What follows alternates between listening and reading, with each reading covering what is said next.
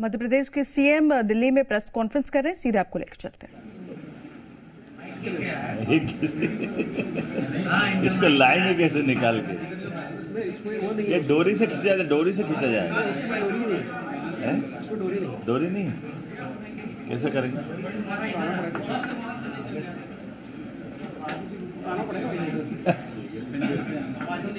विस्तार गिरा हुआ है,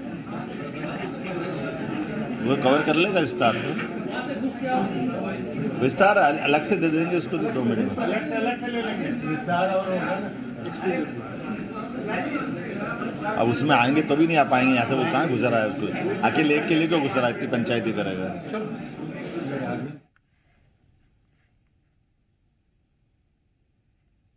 के द्वारा यशस्वी प्रधानमंत्री श्रीमान मोदी जी के तीसरे टर्म का आज बजट का हम सबको जो आनंद आया, मैं भी महसूस कर रहा हूँ इस बात को कि माननीय मोदी जी की सरकार के द्वारा दिया गया ये बजट जो लगातार भारत सरकार का 8वां बजट है, और खासकर इस बजट के संदर्भ में जो समूचे मध्य प्रदेश की दृष्टि से देखा जाए तो हमने भी अपने बजट में गरीब, महिला, युवा, किसान, इसी तरह से हमने बजट की पिछले समय में भी नीति आयोग के मित्रों के साथ में भी 3 नीतियां तो हमने अपने सरकार के कैबिनेट के माध्यम से उसका मूल भाव लेके हमने कर दी थी। ये क्या हो रहा है? अरे भी क्या हो रहा है? अब तो मैं मान के चलता हूँ कि समग्र रूप से सरकार के द्वारा जो भावना व्यक्त की माननीय मोदी जी के द्वारा, ये समूचे देश के लिए भी और ख़ासकर मध्य प्रदेश के संदर्भ में भी और ज़्यादा हितकारी है। चूँकि जैसे कृषि की अगर बात कहें तो 100 से ज़्यादा ज़िलों में PM धन धान्य योजना जो बात कही है, मध्य प्रदेश की अर्थव्यवस्था वैसे भी कृषि प्रधान है, और ऐसे में हमारा 56% से ज़्यादा कृषि का योगदान, और हमारा तो ये धान का कटोरा खास करके सभी संदर्भों में, गेहूं भी हमारे जहाँ से सबसे ज़्यादा एक तरह से कंट्रीब्यूशन में हमारा अपना पिछले सालों से रिकॉर्ड चल रहा है। अब दलहन भी है, तिलहन भी है, श्री अन्न भी है। सब क्षेत्रों में समान रूप से मध्य प्रदेश ने अपनी एक विशेष पहचान बनाई है, और सिंचाई का रकबा भी चूँकि 48 लाख हेक्टेयर का हमारा है, और हमने टारगेट लिया कि 1 करोड़ लाख हेक्टेयर तक हम इसको ले जाएंगे। तो ऐसे में कृषि को क्षेत्र के लिए मैं माननीय मोदी जी को धन्यवाद दूंगा, जिसके 2 और कारण से भी किसान क्रेडिट कार्ड की भी जो सीमा बढ़ी है, 3 लाख के बजाय 5 लाख की जो सीमा हुई है, ये हमारे सभी प्रकार के किसानों के लिए भी बहुत हितकारी रहेगी। MSME में भी 15.90 लाख MSME पंजीकृत है, जिसमें 43 लाख लोग रोजगार पा रहे हैं। और अब जो इसकी क्रेडिट गारंटी को भी 5 करोड़ से 10 करोड़ करने का जो निर्णय किया है, इसका लाभ भी मध्य प्रदेश को मिलेगा। और हमने तो अपना अभियान लगाया हुआ है पिछले समय से, रीजनल इंडस्ट्री कॉन्क्लेव करते हुए 7 रीजनल इंडस्ट्री कॉन्क्लेव हमने ऑलरेडी की हुई है, और इस साल को तो उद्योग वर्ष के रूप में ही हमने डिक्लेयर किया है। 24-25 फरवरी को खास करके ये मान के चलो कि ग्लोबल इन्वेस्टर समिट जो होने वाली है, उसका लिए हमारे लिए ये एक तरह से नया बूस्टअप का काम करेगा। वर्तमान का बजट, जिसके माध्यम से नए उद्योगपतियों को 2 करोड़ तक का कर्ज का प्रावधान किया गया है, स्टार्टअप को भी 10 से बढ़ाकर 20 करोड़ किया है, 27 प्रमुख क्षेत्रों में ऋण की गारंटी का शुल्क को 1% कम किया है, उद्यम पोर्टल पे भी 5 लाख की सीमा वाले को लिए विशेष अनुकूल क्रेडिट कार्ड शुरू हुआ है। जल जीवन मिशन भी इसी प्रकार से लाभकारी है। हमारे यहाँ 2028 तक जल जीवन को जो जोड़ा है, जिसके माध्यम से 36 लाख से ज़्यादा लोगों को हम भी इस दायरे में लेकर के मध्य प्रदेश को 100% तक ले जाने की दिशा में आगे बढ़ेंगे। ऊर्जा के भी इसी प्रकार से हमारे जो 2047 तक का 100 गीगावाट परमाणु ऊर्जा का जो लक्ष्य रखा है, उसमें मध्य प्रदेश की अपनी बड़ी भूमिका रहेगी। मैं मान के चलता हूँ कि कई सारे ऐसे सेक्टर जिस पे काफ़ी देर तक मैं बात कर सकता हूँ। टूरिज़्म का है, हमारे गरीब कल्याण का भी इसी प्रकार से है।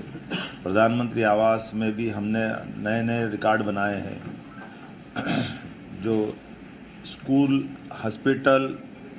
आकांक्षी जिला, खास करके पूंजीगत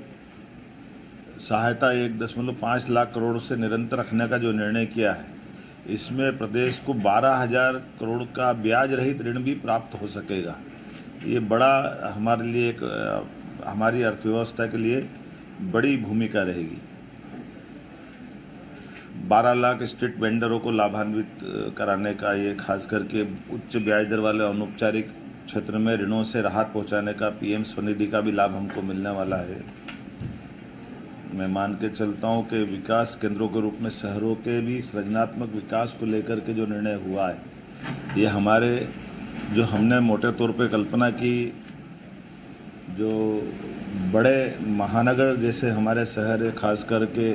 इंदौर, भोपाल, ग्वालियर, जबलपुर और उनको 4 आसपास के ज़िलों से मिलाते हुए जो वृहद योजना पे हम काम कर रहे हैं, उसका लाभ भी इसमें मिलेगा। जैसे इंदौर के पास उज्जैन, देवास और धार। इसी प्रकार से राजधानी वृहद परियोजना में हम भोपाल, विदिशा, सीहोर, रायसेन इनको जोड़ करके इसका प्लान कर रहे हैं। मैं उम्मीद करूंगा कि एक खासकर हमने भी अच्छे से तैयारी की है। इसी प्रकार से स्नातकोत्तर चिकित्सा महाविद्यालयों की संख्या भी हमने जो बनाई है, उस बढ़ी हुई संख्या में लगभग 17 हमारे पास गवर्नमेंट मेडिकल कॉलेज है, 13 प्राइवेट मेडिकल कॉलेज है, लगभग 30 मेडिकल कॉलेज आज हमारे प्रदेश में विद्यमान है, जिनका लाभ मिल रहा है। और भविष्य में 2 साल के अंदर अंदर लगभग हम वापस अपने स्तर पर 25 मेडिकल कॉलेज फिर ला रहे हैं। तो स्वाभाविक रूप से ये जो मेडिकल को लेकर के जो 75,000 सीटों का प्लान किया है आगामी 5 वर्ष के, एक तरह से मेडिकल चिकित्सा का और मेडिकल का ये हब बन जाएगा मध्य प्रदेश। इसी प्रकार से जिला चिकित्सालयों में डे केयर, कैंसर केंद्रों की बात कही है, तो चूँकि मेडिकल कॉलेज ही हमारे लगभग 52 हो जाएंगे प्रदेश भर में, कुल 55 ज़िले हमारे सरकारी है, तो स्वाभाविक रूप से उसका बड़ा लाभ हमको मिलेगा। हम ये एक योजना पे और बारीकी से ध्यान दे रहे हैं और ख़ास करके निर्यात को लेकर भी वाणिज्य मंत्रालय, एमएसएमई मंत्रालय, वित्त मंत्रालय संयुक्त रूप से हमारे लिए निर्यात ऋण तक, और जिस प्रकार से अभी वर्तमान का औद्योगिकरण का हमने वातावरण बनाया हुआ है, उसका लाभ इस बजट से हम काफ़ी अच्छे ढंग से लेने वाले हैं। मुझे इस बात का गर्व है, बहुत कम राज्य सरकारें होगी जिनने एक तरह से माननीय प्रधानमंत्री जी की मूल भावना जो ज्ञान के रूप में से आ रही, गरीब, युवा, महिला और अन्नदाता किसान, एक तरह से इस चारों सेक्टर को लेकर के हमने विधिवत प्लान किया है और 3 की नीतियां हमने कैबिनेट से अप्रूव करा ली है। और किसान की नीतियां भी इसी माह होने वाली, जब तक ग्लोबल इन्वेस्टर समिट होगी उसके पहले किसान आधारित नीतियों को भी हम अपने सरकार के प्रमुख एजेंडे में लेकर आएंगे। मित्रों, आज एक और बड़ा कारण है, मैं जापान से यहीं दिल्ली में उतरा हूं और जापान स्वाभाविक रूप से हमारे देश के परिप्रेक्ष्य में एक बड़ी अर्थव्यवस्था है, जो 3 नंबर की अर्थव्यवस्था वर्तमान में है। 4थे नंबर पे जर्मनी और इंग्लैंड हम पहले होकर के आए थे, इंग्लैंड को हमने बीट किया है। 5वें नंबर पे भारत आया है, जर्मनी के बाद जापान, ऐसी बहुत बड़ी अर्थव्यवस्थाएं हैं। ऐसे में आज वैश्विक परिदृश्य में यशस्वी प्रधानमंत्री ने जो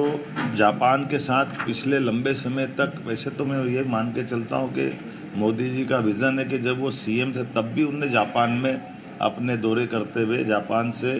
सहज रूप से भारत के साथ व्यापार व्यवसाय के संबंध बढ़े, इस दिशा में उनने काफ़ी ध्यान दिया है। और सभी प्रधानमंत्रियों के साथ माननीय प्रधानमंत्री जी के बहुत अच्छे संबंध रहे हैं। हम भी जब आज 4 दिन की यात्रा के पास आ रहा हूँ तो मान के चलूँगा कि जहाँ जैसे टोक्यो, ओसाका, जहाँ हमने रोड शो किए, संपर्क किया, हर स्थान पर बड़े पैमाने पर जापान के साथ निवेश की सभी क्षेत्रों में बड़ी संभावना है। बड़े स्थान पर कई सारी कंपनियां जैसे ब्रिजस्टोन, जो ऑलरेडी हमारे साथ विश्व स्तरीय टायर उत्पादन में उनका अपना स्थान है, वो पीथमपुर में हमारे साथ काम कर रही है। लेकिन एक और बड़ा इन्वेस्टमेंट का उन्होंने आश्वासन दिया है। पैनासोनिक जैसी दिग्गज कंपनियां हैं, एनएसके, सानोहो, कामुत्सुई इत्यादि जापानी कंपनियां जो ऑटोमोटिव और मशीनरी क्षेत्र में अपना योगदान दे रही है। मुझे इस बात की प्रसन्नता है कि वहाँ न केवल प्राइवेट कंपनियां बल्कि गवर्नर के लेवल पे भी टोक्यो की गवर्नर श्रीमती यूरिको कोइके के साथ हमारी ऐतिहासिक बैठक हुई, जिसके माध्यम से टोक्यो मेट्रोपॉलिटन गवर्नमेंट की विशेषज्ञता का लाभ भी मध्य प्रदेश सरकार को मिलेगा। इस दिशा में हमने उनके साथ भी मीटिंग की है और वो अत्यंत प्रसन्नता के साथ मध्य प्रदेश से जुड़ कर के बात कर रही है। उनने हमको निमंत्रण भी दिया है कि एक उनके यहाँ इन्वेस्टर समिट टाइप का कार्यक्रम हो रहा, तो आप अपने दल को भेजिए। आपको बताना चाहूँगा कि वहाँ गवर्नर मतलब एक तरह से जैसे हमारे यहाँ सीएम अपनी सरकार चलाते हैं, मोटे तौर पर वहाँ की परंपरा में गवर्नर वो इलेक्टेड होते हैं, आम जनता उनको चुनती है, तो स्वाभाविक रूप से वो लोकल सरकार की तरह, सरकार के मुखिया की तरह काम करते हैं। और एक ख़ास बात ये भी है कि टोक्यो की विश्व की सबसे विकसित महानगरीय अर्थव्यवस्था में से एक है, जिसके अकेले उसकी सकल घरेलू उत्पाद $1 ट्रिलियन का टोक्यो का है। अर्थात उनकी आर्थिक ताकत बताने का प्रयास कर रहा हूँ, आपको शायद ध्यान में आएगा। उनके साथ हमने इंदौर, भोपाल में मेट्रो रेल प्रौद्योगिकी, स्मार्ट सिटी समाधान, जल प्रबंधन, कचरा प्रबंधन से लेकर के कई सारे क्षेत्र में और ख़ास करके मेट्रोपॉलिटन गवर्नमेंट की विशेषज्ञता का लाभ भी हमको मिले, इस दिशा में हमने काम किया है। टोक्यो के विकास मॉडल पर भी विस्तार से बात हमने कही है। जापान के विदेश मंत्रालय में उच्च स्तरीय वार्ता हुई, जिसमें उनके उपमंत्री श्रीमान हिसाशी मात्सुमोतो के साथ हमारी बैठक हुई, जिनने अपनी विदेश नीति, अंतर्राष्ट्रीय व्यापार नीति को लेकर के बात कही और जापानी निवेश को सुगम बनाने के लिए विशेष रूप से व्यापार मिशन का आदान प्रदान, कौशल विकास में जापानी विशेषज्ञता की भागीदारी, जापान मध्य प्रदेश औद्योगिक सहयोग फोरम की स्थापना इत्यादि प्रस्तावों पर विस्तार से उनके साथ बात हुई। मैं एक और जानकारी देना चाहूँगा, जापान में बुनियादी ढांचा के विकास को सर्वोच्च निकाय है, जिसके मंत्री यासुशी फुरुकावा के साथ में भी हमने कई निर्णय लिए, जिसमें हाई स्पीड रेल कॉरिडोर भी संभावनाओं पर अध्ययन करने के लिए हमने आपस में बात की है। स्मार्ट ट्रांसपोर्टेशन के सिस्टम के लिए भी,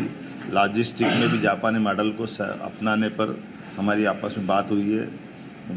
ग्रीन इंफ्रास्ट्रक्चर में विशेष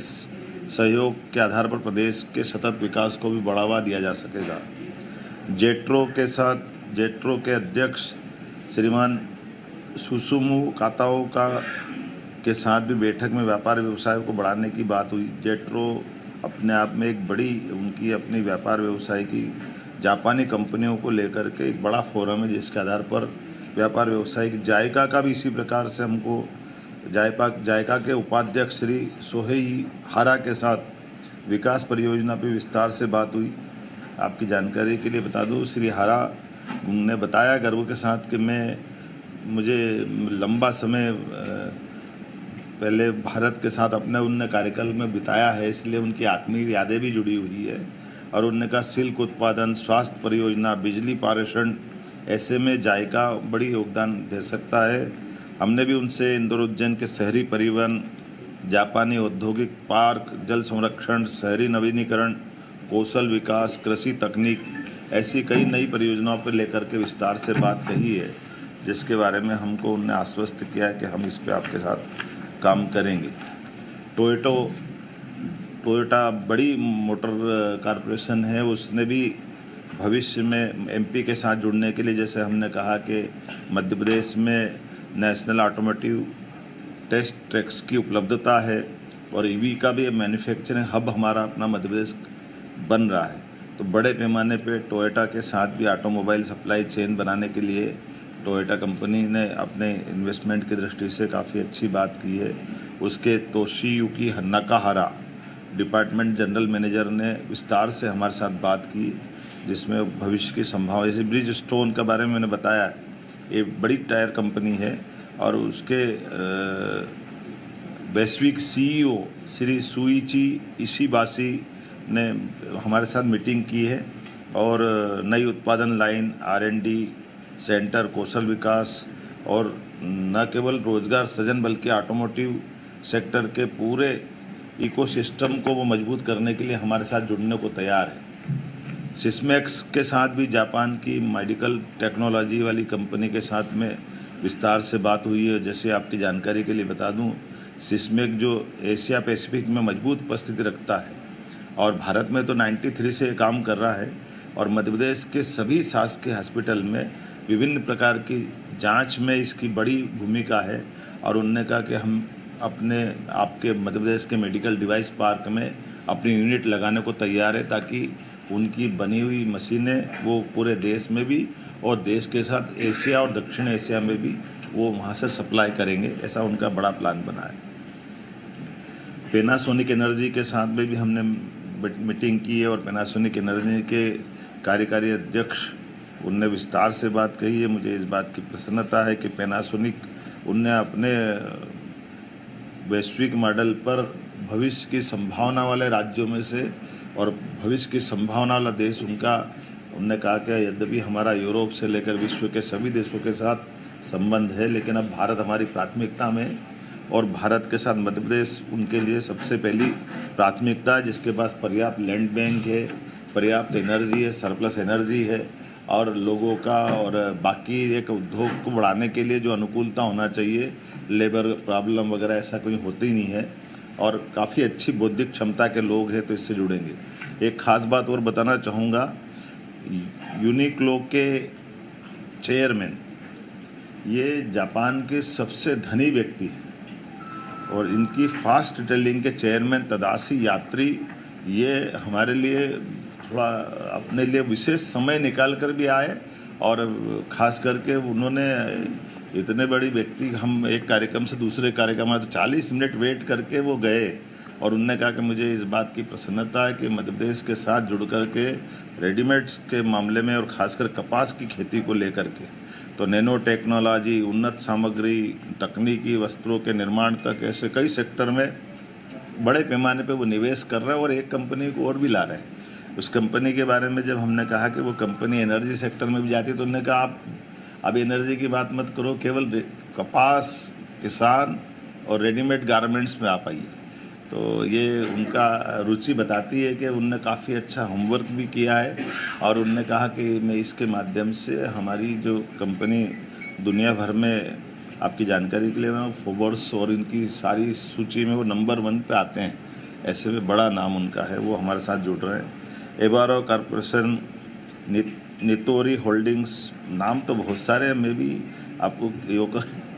इतनी सारी चर्चा के बीच में काफ़ी होमवर्क हुआ है, मैं मान के चलूँगा। लेकिन जापान बिजनेस फेडरेशन से लगा करके techno craft limited, Tokyo interactive session, लगातार हमने मेडिकल डिवाइस और याकोगावा इलेक्ट्रॉनिक्स कॉरपोरेशन से लगाकर इन सबसे रणनीतिक आधार पर व्यापार व्यवसाय की बड़ी संभावना पे हमने काम किया है, जिसमें खास करके जैसे किटामुरा केमिकल्स, ये रसायन उद्योग में बड़ी उन्होंने संभावना दिखाई है। निप्पाई कोई इंजीनियरिंग में, एप्सन इलेक्ट्रॉनिक्स में, मित्सुई ऊर्जा में रसायन में, हिताची विद्युत उपकरण में, नोकिया IT हार्डवेयर में, सुमितोवा वित्त में, सोजिट्स इंजीनियरिंग में, यासुदा लॉजिस्टिक्स में, जापान लॉजिस्टिक में, ऐसी कई कंपनियां बड़े पैमाने पर मध्य प्रदेश के साथ जुड़ना चाह रही है और इन सबको निमंत्रण दिया है हमने 4 दिन की इस यात्रा में। एक तरफ हमने व्यापार व्यवसाय की बात भी की तो दूसरी तरफ यूनेस्को के माध्यम से जो एक विरासत है क्योटो में, जिसमें माननीय यशस्वी प्रधानमंत्री स्वयं भी गए थे, तत्कालीन प्रधानमंत्री शिंबो आजा के साथ में, वो उस स्थान पर जाकर हमने देखा तो बौद्ध धर्म के साथ हमारी प्राचीन विरासत की कई प्रतिमाओं के भी दर्शन करने का मौका मिला है, जहां हमको अपने कौरव पांडव के समय के कई महापुरुषों के नाम के साथ संस्कृत के नाम में उनकी प्रतिमा भी दिखाई दी, जिसमें गणेश जी से लगा करके हमारे सरस्वती माता भी है और सूर्यनारायण देवता से लगा करके अलग अलग प्रकार के सारे 28 से ज़्यादा देवी देवताओं को सीधे सीधे जुड़ कर के देखते हुए, और ये गर्व की बात है कि उनके सबके नाम के साथ संस्कृत का नाम भी और वो प्रतिमाओं को उन्हें उसी सम्मान के साथ बहुत अच्छे से सबके साथ रखा है। तो हमको इस बात का भी आनंद है कि वो हमारे लिए बौद्धिक दृष्टि से भी और बुद्ध टूरिज्म बढ़ाने की दृष्टि से भी जापान से एक विशेष संबंध आता है, जिसमें सम्राट अशोक की जब बात आती तो वो सहजता के साथ सांची स्तूप की बात भी करते हैं। सांची है, बाद में अशोक 10 साल गवर्नर उज्जैन में रहे तो वो उसकी याद दिलाते हैं। अब उस समय महाकात्यायन चंड प्रद्योत के प्रधानमंत्री जो बाद में बौद्ध भिक्षु बने, बड़ा नाम था, उनके जीवन की बातें भी वो करते हैं। तो एक तरह से अतीत के उस गौरवशाली पृष्ठ को लाने का भी एक बड़ा मौका मिलता है। मुझे इस बात की प्रसन्नता है कि हमने अपने जब जापान में गए तो प्रवासी भारतीयों के साथ भी टोक्यो में इम्पीरियल होटल में बढ़िया अच्छा उनके साथ में काफ़ी विस्तार से बातें भी हुई और मध्य प्रदेश के मित्रों से भी संवाद हुआ है। हमारे अपने वहाँ के प्रवासी भारतीय भी काफ़ी अच्छी जापान में भूमिका बनाते हैं और वो भी आकर के निवेश करने के लिए हमारे साथ जुड़ने को तैयार है। टोक्यो, ओसाका में रोड शो, जापानी उद्योग जगत के साथ मध्य प्रदेश में विकास की संभावनाओं पर गहरे रुचि दिखाते हुए सभी मित्रों ने संकल्प किया कि वो जापान में भी काम करेंगे और मध्य प्रदेश में भी करेंगे। और साथ ही साथ ग्लोबल इन्वेस्टर समिट के लिए भी हमने निमंत्रण दिया और अधिकांश लोगों ने आने की अपनी स्वीकृति भी दी। मैं मान के चलता हूँ कि आने वाले समय में जो जिस प्रकार से ये हमारा संबंध बना है, ऐसे कई मित्रों ने कहा कि वहाँ पे भी एक्सपो होने वाला है तो आप अपने दल को भी राज्य से भेजिए। तो हम तैयारी कर रहे हैं कि हम वहाँ पे अपने लिए भेजें। हमारी ग्लोबल इन्वेस्टर समिट में भी 4 प्रमुख विभागीय सम्मेलन हम करने वाले हैं, जिसमें खास करके विभागीय समिट में आईटी, एनर्जी, टूरिज्म, एमएसएमई, विशेष प्रवासी सत्र, sectoral session, buyer seller meet इत्यादि होने वाली है। ऑटो और टेक्सटाइल एक्सपो के साथ नवीन तकनीक का प्रदर्शन भी आकर्षण का केंद्र रहेगा। तैयारी राज्य स्तर पे काफ़ी अच्छी हम कर रहे हैं और उम्मीद कर रहे हैं कि हमारे जो एक तरह से चारों क्षेत्रों से ग्वालियर, चंबल, महाकौशल, विंध्य, मालवा, निमाड़ और मध्य भारत, इस चारों क्षेत्रों से पर्याप्त रूप से हमारे प्रदेश के अंदर ये निवेश का जो मौका मिलेगा वो पूरे तौर पे राज्य के हितकारी रहे, इस दिशा में हम काम कर रहे हैं। और इसी को पूरा करने के लिए आपकी जानकारी के लिए मुंबई, बेंगलुरु, हैदराबाद, पुणे, कोयम्बटूर, कलकत्ता में हम इसके रोड शो कर चुके हैं और उसी सिलसिले में यूके, जर्मनी के बाद अभी जापान की हमारी यात्रा रही है। हर जगह से जो रिस्पांस आया वह बहुत अच्छा आया है। मैं मान के चलता हूँ कि जिस प्रकार से हमने तैयारी की है निश्चित रूप से उसका लाभ हमको मिलेगा। मुख्यमंत्री जी, आपने अभी तक विदेश और देश के अंदर सब मिलाकर 10 से 12 आपने प्रयास किए निवेश के लिए, तो क्या लगता है आपको कि टोटल निवेश कितना आ सकता है आपके जीआईएस में, देश और विदेश सब मिला के? देखिए, अब जब हमारी ग्लोबल इन्वेस्टर समिट का समय आ गया है तो अब विस्तार से बात तो उसी समिट के समय होगी। जो रीजनल इंडस्ट्री कॉन्क्लेव हुई थी उसके बारे में हमने पहले आंकड़े दिए थे। रीजनल इंडस्ट्री कॉन्क्लेव जो 7 हुई है, जिसमें खास करके ग्वालियर, जबलपुर, रीवा, सागर, नर्मदापुरम, उज्जैन और शहडोल, और 7 में लगभग 3 लाख से ज़्यादा लोगों को रोज़गार मिलेगा, 4 लाख से ज़्यादा निवेश के उस समय हमको एक तरह से ये आश्वासन मिले थे और इस पर हमने काम भी किया है। लेकिन चूंकि ग्लोबल अब होने वाली है तो ये सारी बातों का अब वहीं की होने वाली प्रेस कॉन्फ्रेंस में विस्तार से ग्लोबल समिट्स में बताएंगे। जैसे भारत सरकार ने बहुत पहले दिल्ली मुंबई इंडस्ट्रियल कॉरिडोर का एक प्लान पर काम कर रही है और मध्य प्रदेश का जो मालवा का, उज्जैन का जो आपकी तरफ का पार्ट है वो बड़ा आता है। क्या इस यात्रा में आपकी वहाँ पर उसकी समीक्षा हुई, उसमें जो प्रगति हुई है अब तक दिल्ली मुंबई इंडस्ट्रियल कॉरिडोर के अंतर्गत जो जापान के सहयोग से विकसित किया जा रहा है? देखिए, ये बिल्कुल बड़ी बात है कि हमारे लिए मध्य प्रदेश की जो भौगोलिक स्थिति है ये सभी व्यापारी घरानों को सबको मालूम भी है। जो भारत में जुड़ रहा है या भारत के साथ साथ एशिया के भी कई सारे देशों के साथ जो भौगोलिक रूप से जुड़ना चाहते हैं या पोर्ट से, कार्गो से, कई कारण से वो अपने उत्पाद को पूरे देश या बाकी दुनिया में सप्लाई करना चाहते तो मध्य प्रदेश की तरफ बहुत आशा भरी निगाह से भी देखते हैं। हमारा पर्याप्त लैंड बैंक, भौगोलिक स्थिति, जब हमारे पास रेल से, रोड से, एयर कनेक्टिविटी से सब प्रकार के संसाधन इतने अच्छे हैं कि कोई भी व्यापार घराने को जो बेसिक नीड है वो वहाँ सब मिलती है। तो ऐसे में सबने तैयारी की थी, इसी आधार पर बात कर। कियान साहब, आपने जापान यात्रा के दौरान आपने बुलेट ट्रेन में सफ़र किया, तो क्या उम्मीद कर सकते हैं कि मध्य प्रदेश में भविष्य में बुलेट ट्रेन? देखिए, यशस्वी प्रधानमंत्री, कि ये जो इंडस्ट्रियल समिट होने वाली है आपकी ग्लोबल इंडस्ट्रियल समिट, ये